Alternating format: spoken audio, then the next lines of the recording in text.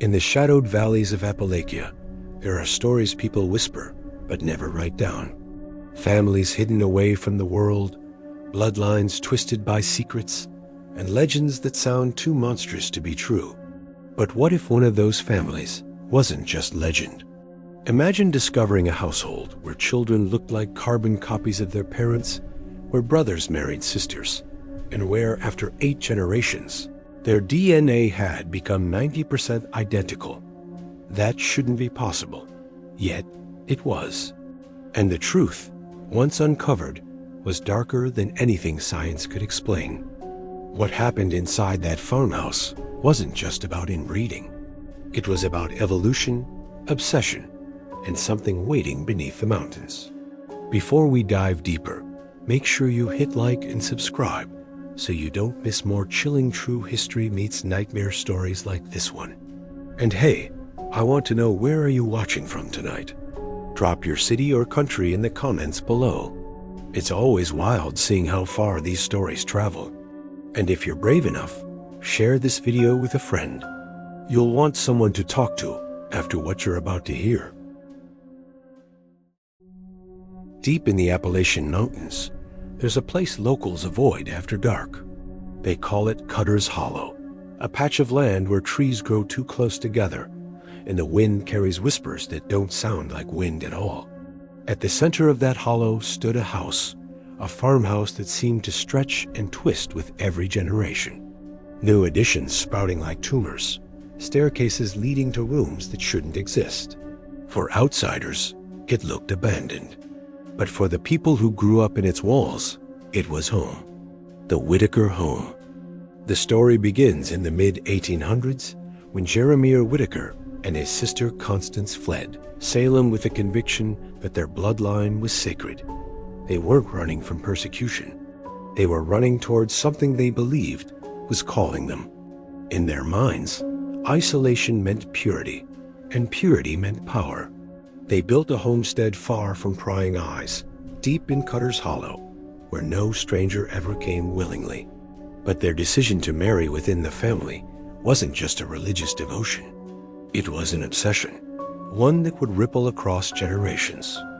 Over time, whispers spread through nearby towns. Children born in Cutter's Hollow looked eerily alike. Brothers and sisters married openly. No one outside the family was ever allowed past the tree line. If a stranger strayed too close, they often vanished, their names etched into local rumor rather than law. Farmers in neighboring valleys swore they heard voices in perfect unison echoing from the farmhouse. Hunters claimed they'd seen pale figures standing at the tree line, watching with eyes too light to belong to anyone human. And yet, no one dared to investigate too closely. Fear kept the Whitaker secret safe for more than a century. But by the 1980s, the world had changed. Satellite maps and scientific curiosity pushed farther into remote places. That's when Dr. Eugene Carile, a geneticist from Johns Hopkins, first stumbled across obscure records of the Whitakers, birth certificates with impossible parentage, census notes that listed the same surnames over and over again. To him, it was a mystery of biology. To locals, it was a curse no one should disturb. Carile didn't listen. He arrived at Cutter's Hollow expecting to find a case study in inbreeding, something tragic but scientifically explainable. What he found was something much darker.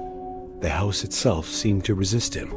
Floorboards groaned underfoot, not from age, but as if the house were breathing.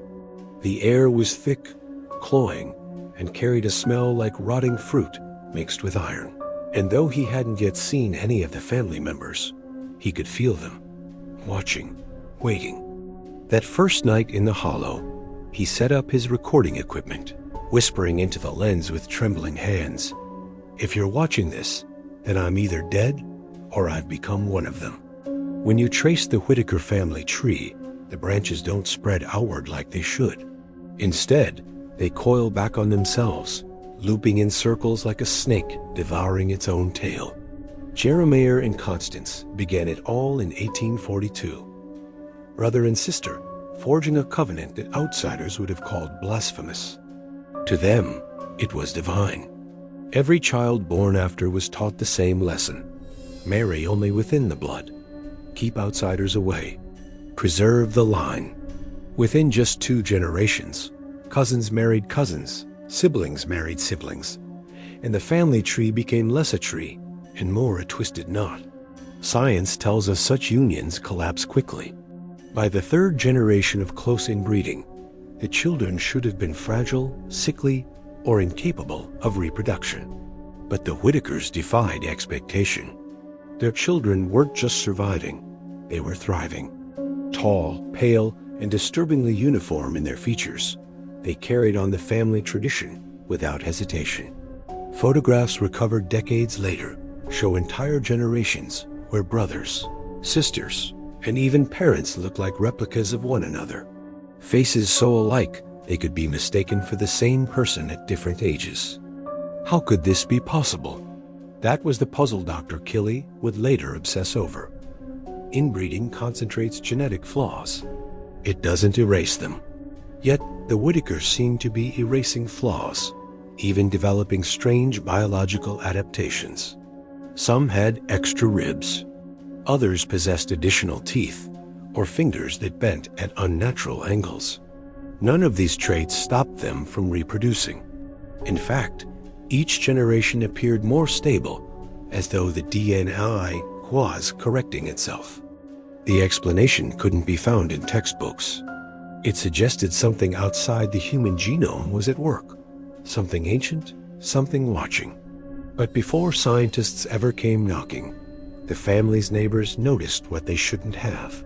In the early 1900s, a farmer in the next valley reported seeing a group of Whitaker children playing in the creek. Every single one with the same face, the same pale eyes. He left town a week later and never returned. By the 1920s, local churches preached against entering Cutter's Hollow, describing it as a place where blood forgets the laws of God. And yet, the Whitakers continued undisturbed, adding more rooms to their sprawling house. Each child born into a world with no strangers.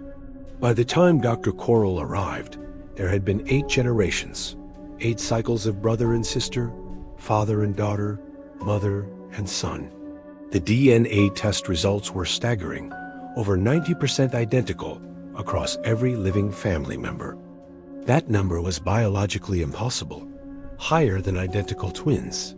At that point, it wasn't really a family anymore. It was something closer to a single organism, a living echo chamber of shared blood. And hidden in that impossible statistic was the truth. Cutter's Hollow wasn't just home to an inbred family. It was home to something evolving. Dr. Eugene Carile wasn't the kind of man easily rattled. A geneticist from Johns Hopkins, he had spent years studying the effects of isolated communities, convinced science could explain every anomaly. But the Whitakers challenged not only his expertise, but his sanity. When he first arrived in Cutter's Hollow in the fall of 1987, he carried nothing more threatening than a suitcase of research papers, a VHS camcorder, and a quiet confidence that he was stepping into a case study. He believed he'd document tragic deformities, publish a paper, and move on. Instead, he found himself whispering into his camera, "If you're watching this, then I'm already gone." His earliest journal entries described the farmhouse as if it were alive. The walls felt damp, carved into strange shapes that didn't match ordinary architecture. Symbols were etched into the wood and stone, markings that seemed to pulse when caught in flashlight beams. He mentioned hearing noises at night, wet clicking sounds, rhythmic, yet not like any animal he knew. He brushed it off at first as rats, maybe pipes, but the sounds grew louder every time he tried to sleep. The deeper he looked, the more the farmhouse resisted him, as though it understood he was an intruder. Then came the recordings. On November 11th, at 3:47 a.m., he filmed himself in a makeshift lab set up in the basement. His glasses reflected the harsh light, his beard unkempt, his voice trembling. He confessed he had run DNA samples from several family members and found something. Impossible. 90% genetic similarity across the entire bloodline. That's not inbreeding anymore, he whispered into the lens. That's something else. Behind him, the shadows moved. For just a second, the camera caught something pale and elongated an arm. Or maybe not an arm at all, reaching toward him before the screen went static. What unsettled Coral most wasn't just the science, it was the connection. In his notes, he described sedating a 17-year-old girl named Sarah Whitaker for examination. At the exact same moment, her father, Moses, fell unconscious in another part of the house. When he drew blood from Sarah, Moses developed a bleeding wound in the same location. The family wasn't just genetically similar, they were linked. He compared them to a hive, but even that didn't quite fit. Hives had individuals. This was something stranger, something closer to one body spread across many hosts. Curile's last known tape ended with panic. His eyes darted toward the shadows, the clicking sound surrounding him. He clutched a manila folder filled with genealogical charts and whispered, "They're coming." The camera toppled sideways, capturing only a blur of movement, a pale limb bending in ways bones shouldn't bend. Then, nothing but static. Weeks later, Detective Ray Morrison would find that tape hidden under the farmhouse floorboards, its label scratched in shaky handwriting. Proof do not destroy. What Morrison saw when he pressed play would haunt him for the rest of his life. Detective Ray Morrison had seen his share of horrors in law enforcement, but nothing prepared him for the Whitaker farmhouse. He and his partner Jennifer Reeves stepped inside on December 3, 1987, 3 weeks after Dr. Corile vanished. The state police had already written it off as a missing persons case. But what they found that night would prove this was something far more disturbing. The house seemed endless. A patchwork of hallways and rooms built on top of each other with no logic at all. Staircases led to nowhere.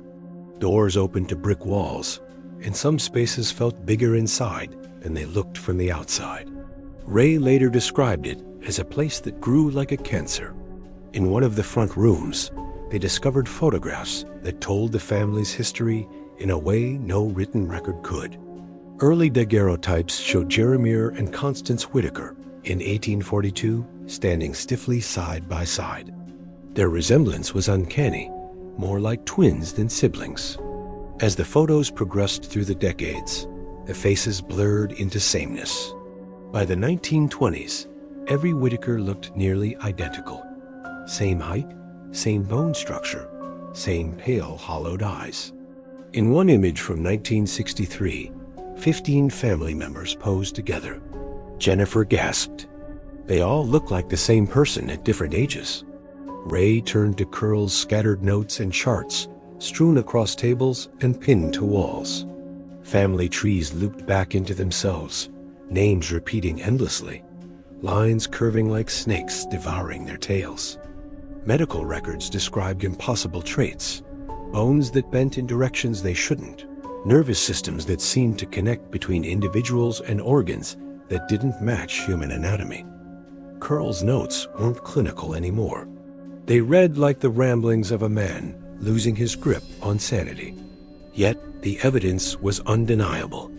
The Whitakers weren't just surviving in isolation. They were becoming something altogether different. Then came the journals. One entry dated November 3rd described 17-year-old Sarah Whitaker. Corile wrote that her DNA matched her father's by 90%. A statistic so high it shouldn't exist even between identical twins. Stranger still, he observed a phenomenon that defied science. When Sarah was sedated for examination, Moses Whitaker, hundreds of feet away, collapsed at the same instant.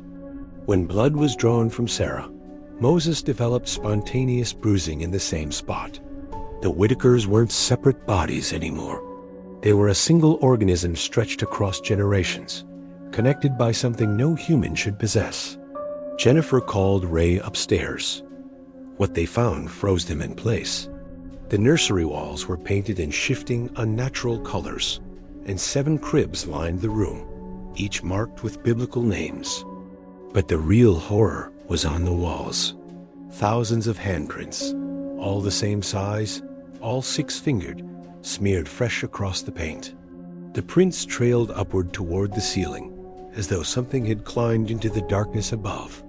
Jennifer whispered, "There's no one here." But the paint is still wet. A sound below made the floorboards vibrate. Footsteps, but too many moving in unison. The farmhouse wasn't empty after all. The nursery was supposed to be a place of comfort. But in the Whitaker farmhouse, it was a shrine to something unnatural.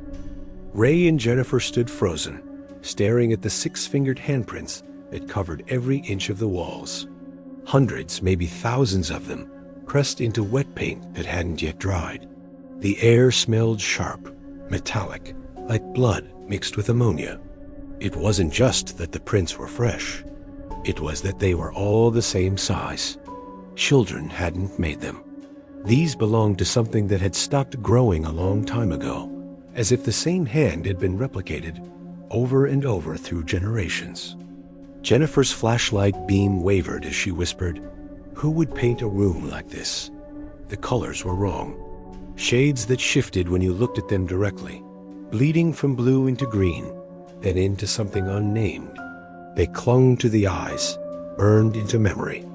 Ray thought of Curile's descriptions of spores, something in the very air of Cutter's Hollow.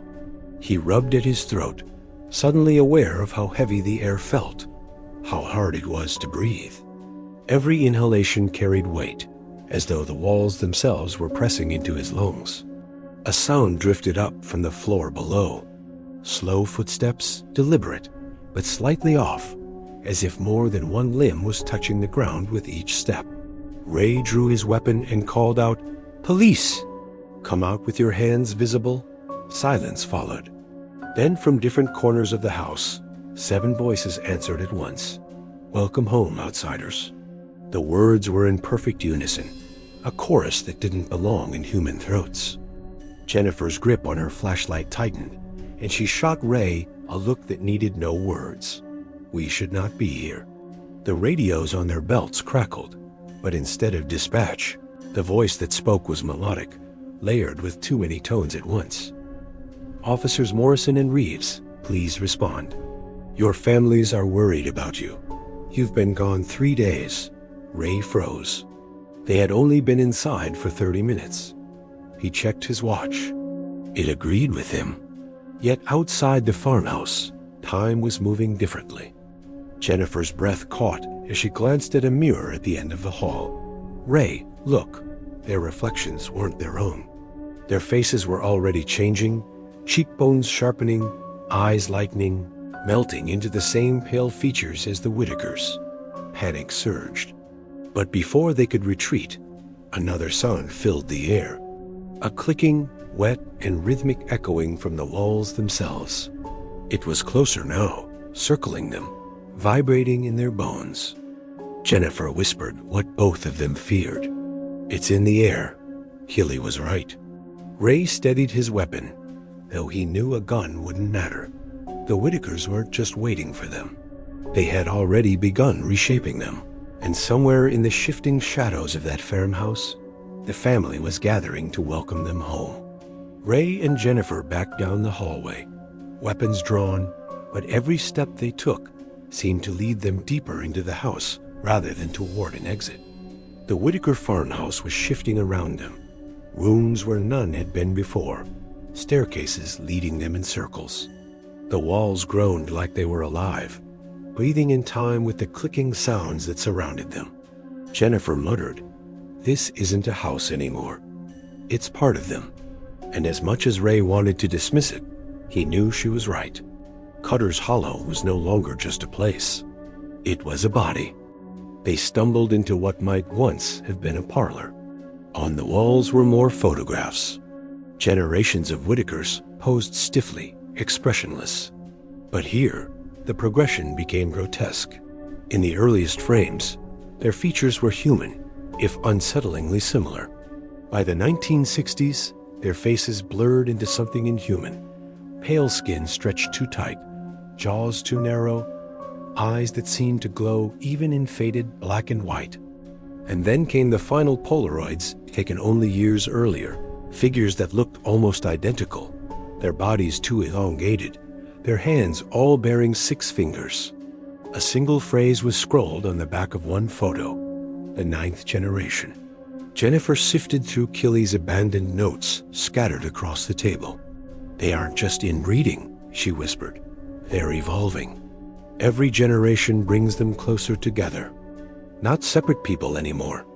One organism, one consciousness spread across dozens of bodies." Ray didn't want to believe it, but the evidence screamed otherwise. The identical DNA results, the synchronized sedation, the family portraits showing faces melting into uniformity. The Whitakers weren't a family. They were a single entity wearing many skins. The clicking grew louder until the floor itself trembled. Then, from the shadows, something emerged. It stood 7 feet tall, limbs too long, joints bending in ways bones shouldn't allow. Its face wasn't a face at all, but a composite of many. Cheekbones and mouths and pale eyes layered together, shifting as it moved. It smiled, though the expression stretched across too many lips. In perfect unison, voices whispered from every corner of the house. "We are one. We are eternal. We are becoming."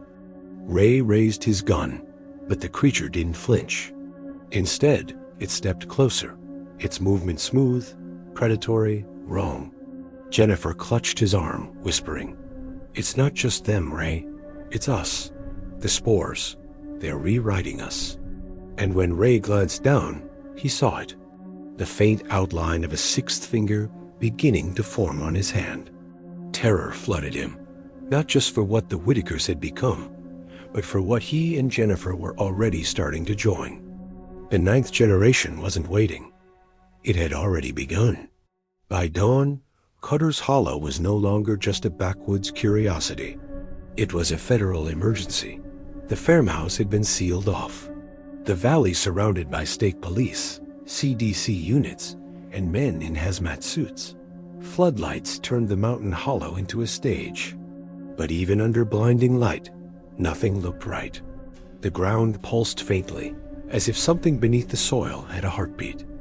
The farmhouse itself seemed to have grown overnight, its walls stretching, sprouting new extensions that hadn't been there hours earlier. Agents tried to map the structure, but every sketch was obsolete within minutes. The Whitakers weren't trapped inside. The hollow itself was growing. Detective Morrison sat in a sterile tent, recounting what he and Jennifer had seen. His voice shook when he described the 6-fingered handprints, the photos, the pale figure with too many joints. Dr. Patricia Vance, the CDC's lead geneticist, listened with grim focus. Then she showed Ray something he didn't want to see: Jennifer's blood test. Her DNA was rewriting itself in real time. Segments of her genome were being replaced by Whitaker code, as though an infection were systematically remapping who she was at the cellular level. "This isn't inbreeding," Vance whispered. "It's replication." Outside, the quarantine line was already cracking. Thermal cameras picked up heat signatures moving through the trees. Dozens at first, then hundreds. The Whitakers emerged from the darkness, perfectly synchronized, their pale eyes reflecting the floodlights. But they didn't attack. They simply stopped at the perimeter, standing still as though waiting for something.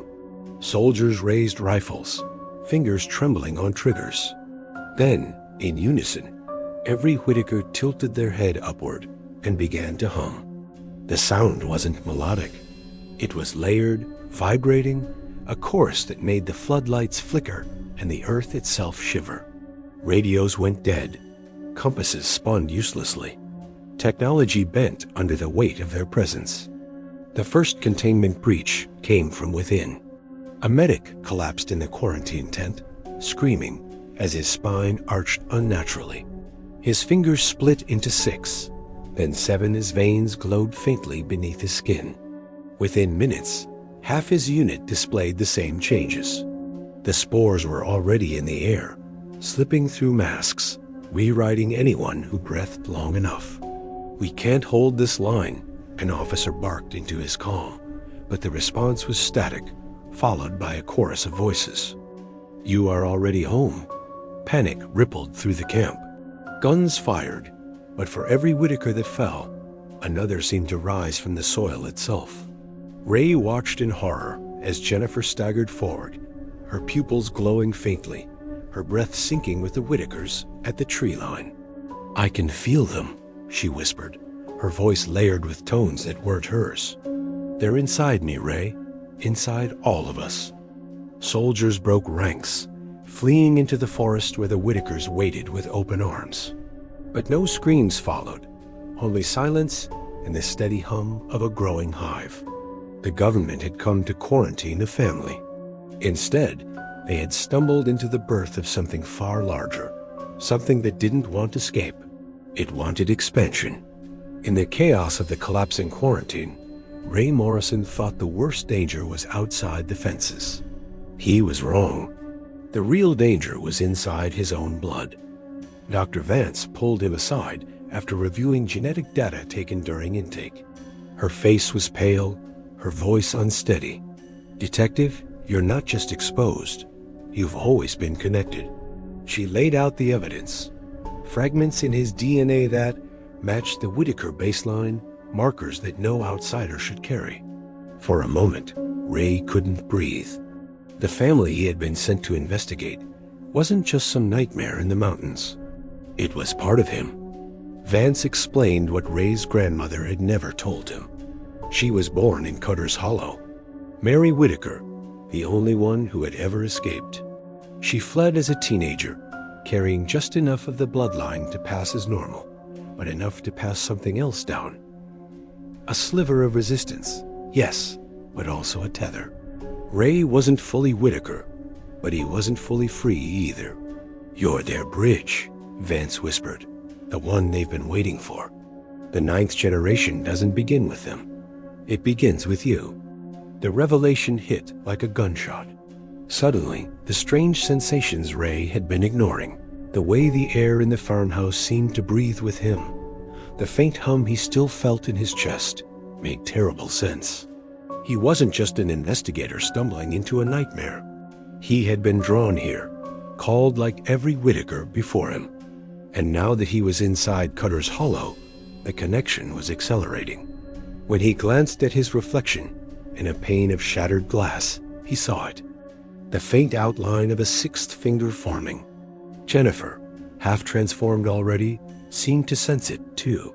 She reached for him, her hand trembling, her voice layered with alien harmony.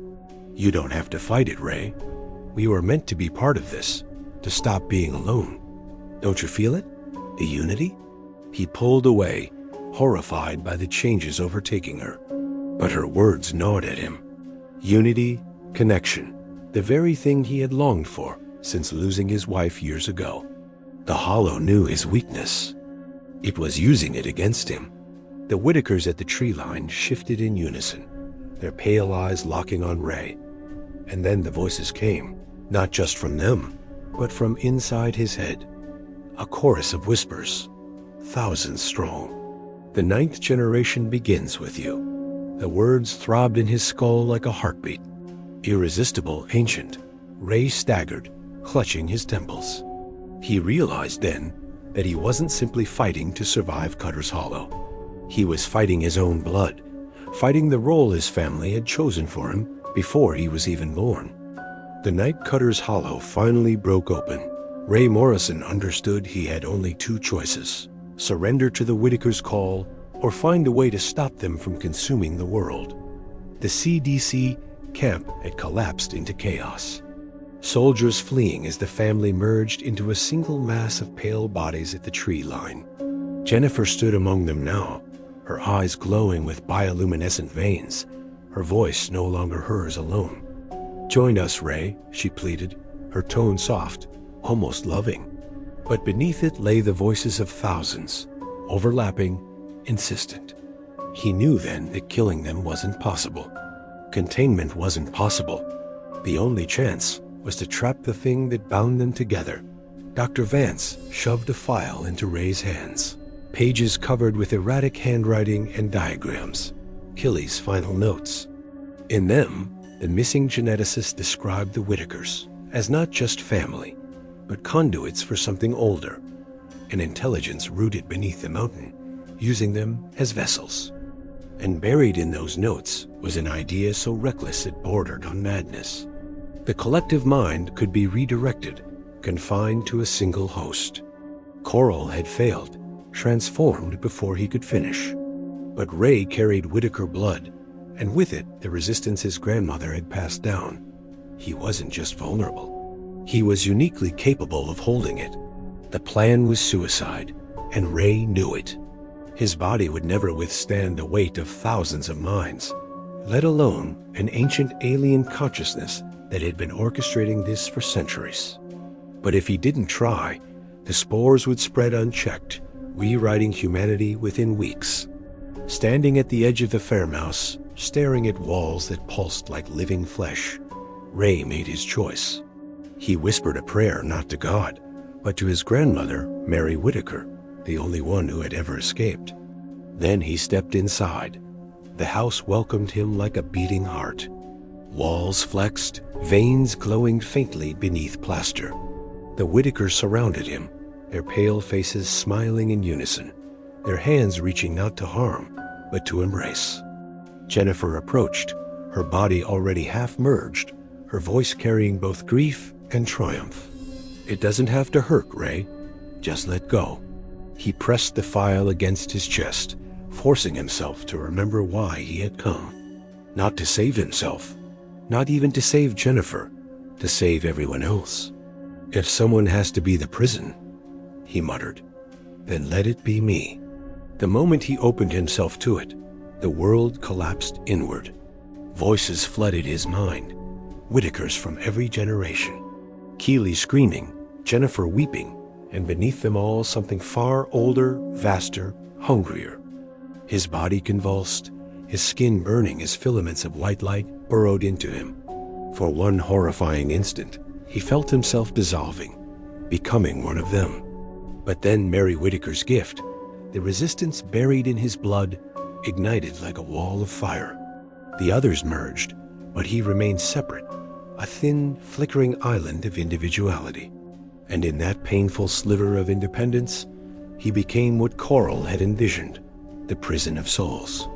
When the dust settled over Cutter's Hollow, the farmhouse was gone, reduced to a rotting heap that seemed to melt into the soil. The government declared the area uninhabitable, citing toxic contamination, and sealed it with fences and warnings. But the truth couldn't be buried so easily. Inside a fortified facility, Ray Morrison lay in a reinforced chamber, his body alive but unrecognizable. His skin shimmered translucent, showing faint shadows of faces pressing against him from beneath. Thousands of voices filled his mind, all clawing for release. Yet somehow, impossibly, he kept them contained. He had become what Keely could never be, the living prison of an alien hive. Jennifer Reeves was not the same woman who had walked into Cutter's Hollow. Her transformation had stopped midstream, leaving her human in form, but permanently tethered to the hive. She carried memories that weren't hers, generations of Whitaker loves, moments of ancient history, whispered by something older than the mountains themselves. At night, she woke gasping, her hands searching for a family she'd never met, but still remembered. She visited Ray often, pressing her palm against the thick glass of his chamber. Sometimes his lips moved, and she swore she heard her own thoughts echo back to her, woven into the thousands inside him. The world outside Cutter's Hollow never learned the truth. The official story was tidy. A remote community wiped out by a freak fungal outbreak. But those who had been there, Vance, Chun, the handful of soldiers who survived, knew the danger hadn't ended. Spores were still out there, microscopic seeds waiting for the right conditions to awaken again. And in quiet Appalachian towns, whispers persisted of children born with too pale eyes, hands that lingered too long on glass, dreams of voices calling from beneath the earth. Cutter's Hollow might have been burned, but its bloodline was still alive. Ray's existence became legend inside the facility. Scientists studied him daily, recording the impossible activity of his brain, watching as thousands of distinct consciousnesses flickered like stars inside his skull. He was dying. His body couldn't withstand the strain forever, but as long as he breathed, the entity remained sealed. And in those fragile years, something unexpected began to happen. The voices inside him stopped screaming. They began to talk, to share, to remember. Against all odds, they were forming something new. Not a hive, not forced unity, but a collective of individuals learning how to coexist within one fragile man. In the end, Cutter's Hollow wasn't just a story about inbreeding or isolation. It was a story about what humanity might become when the walls between us collapse. Ray had shown that individuality could survive even in the face of something vast and alien. Jennifer carried that truth with her, scarred but alive. A reminder that sometimes the greatest battles aren't fought with weapons, but with the stubborn refusal to lose yourself. The Whitakers believed their bloodline would make them eternal. In a way, they were right, but the legacy wasn't their unity. It was Ray Morrison's sacrifice. The man who chose to remain separate so the rest of humanity could stay human.